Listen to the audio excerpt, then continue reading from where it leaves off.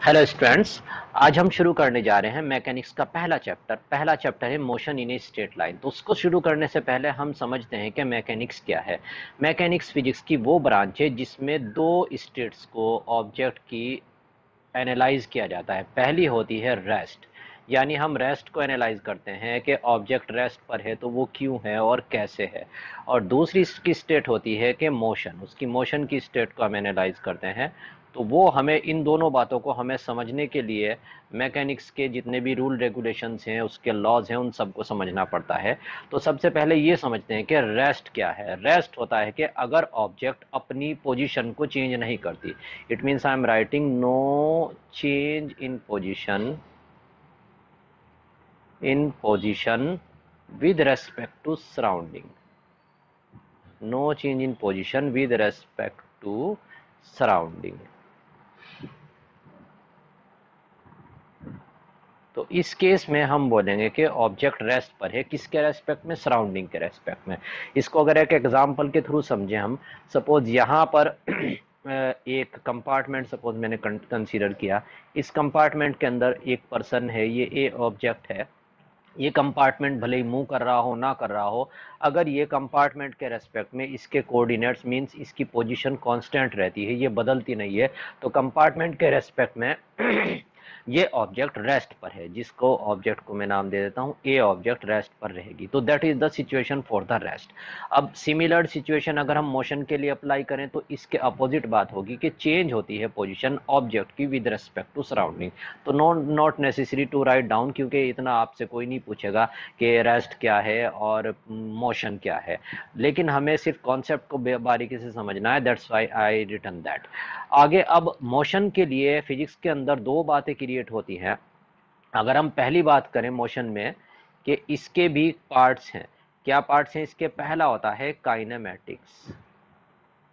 Kinematics kinematics में हम body के डेफिनेटली मोशन को तो स्टडी कर ही रहे हैं, लेकिन मोशन को जब स्टडी करते हैं तो हम ये नहीं जानने में इंटरेस्टेड हैं कि क्यों मोशन हुआ। It means we have to write, we don't need means no need to understand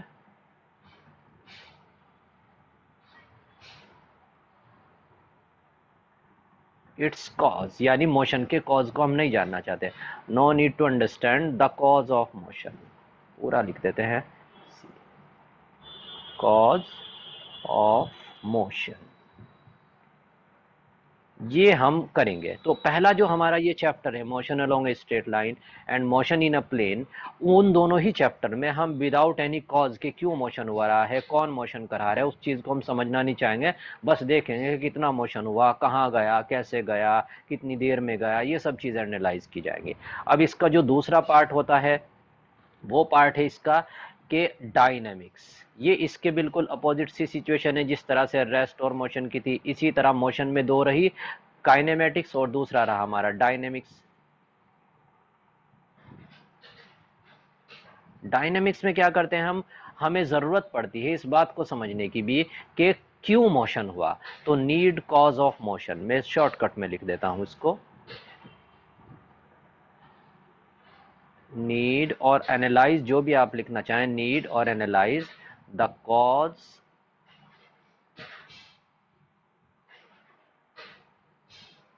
of motion.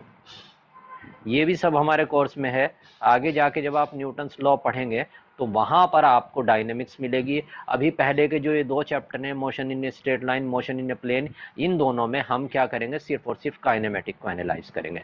तो चलिए यहां से अब आगे बढ़ते हैं। अब काइनेमेटिक्स में चूंकि हम मोशन को अंडरस्टैंड कर रहे हैं, तो मोशन के टाइप्स को हम यहीं पर समझ लेते हैं कि मोशन कितने टाइप्स के हैं। देखिए इससे सिचुएशन क्या बनेगी हमारे, अगर टाइप्स ऑफ मोशन को एनालाइज किया जाए। एक तो हमारे पास में सबसे पहली सिचुएशन ये है कि मोशन एक स्ट्रेट लाइन में हो, जो कि चैप्टर का नाम है। तो हम इसके दो नाम और हैं। एक ये मोशन का नाम होता है हमारा 1D मोशन, या फिर rectilinear motion. Motion in straight line तो ऑलरेडी लिखा ही है, तो मैं दूसरा नाम भी लिख रहा हूं, रेक्टिलीनियर मोशन।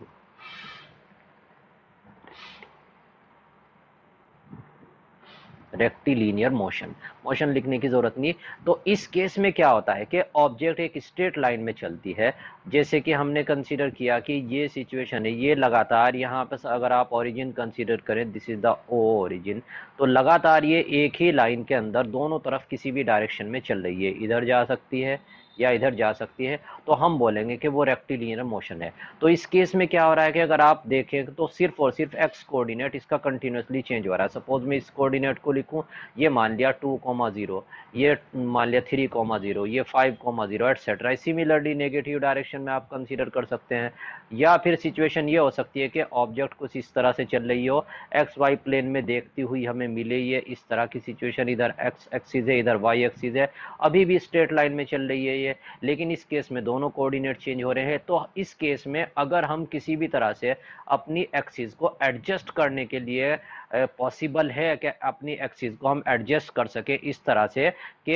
एक ही कोऑर्डिनेट चेंज हो, यानी आप क्या करें, अगर इस एक्सिस को रोटेट कर दें इस डायरेक्शन में, यानी ये एक्सिस कुछ इस तरह से बन जाए, इस तरह से अगर एक्सिस इस तरह से बन जाए, तो इस केस में हम देखते हैं अभी भी एक कोऑर्डिनेट चेंज हो रहा है। तो अगर ये पॉसिबिलिटी है, इवन या तो ऑलरेडी गिवन है कि स्ट्रेट लाइन में चल रही है, या इस बात की पॉसिबिलिटी के एक्सिस को इस तरह से रोटेट करके पैरेलल टू द मोशन हम कर सकें, तो उस केस में parallel to the straight line हम कर सकें, उस केस में हम कह देंगे कि मोशन अलोंग स्ट्रेट लाइन हो रहा है। तो यहां पर इंपॉर्टेंट बात क्या रही, only one coordinate of the position of object is changing. तो मैं शॉर्टकट में लिख रहा हूं, वन कोऑर्डिनेट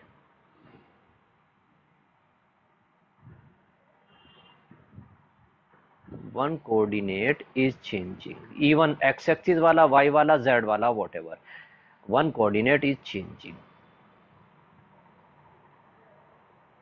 तो ये आई थिंक आपको समझ आ गया होगा। दूसरा हमारा टाइप का जो मोशन है that is the 2D motion. 2D motion जैसे नाम से पता चल रहा है कि दो डायमेंशन है, इसमें 1D मोशन मतलब वन डायमेंशन में मोशन हो रहा है। ये हम बात करते हैं 2D मोशन की, that is 2D motion. 2D motion में क्या होगा, इसी की तरह की सिचुएशन है, दोनों कोऑर्डिनेट चेंज होंगे, और इसका दूसरा नाम है मोशन इन ए प्लेन, यानी मैं लिख देता हूं इन शॉर्ट प्लेन में, प्लेन के अंदर मोशन होना, ये हमारा कहलाएगा 2D motion. Okay, next situation हमारे पास रही, इसको आगे अंडरस्टैंड करते हैं थोड़ा सा। इसमें ये आई है, बैटरी चार्ज करनी होगी मुझे,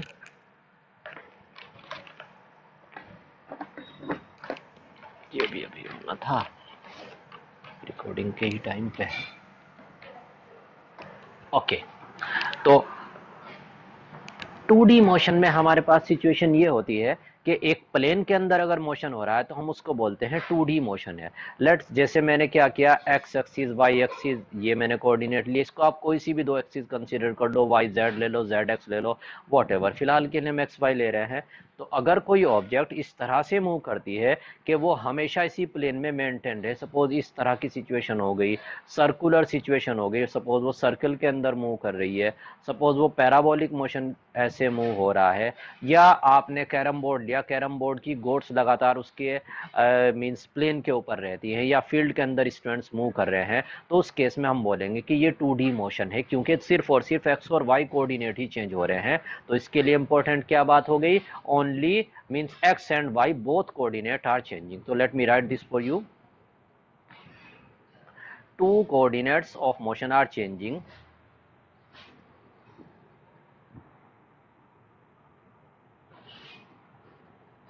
two coordinates are changing।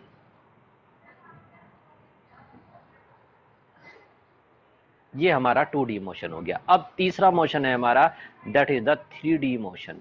तो 3D मोशन में जैसे नाम से पता चल रहा है कि तीनों कोऑर्डिनेट चेंज होना, तो दैट इज 3D मोशन।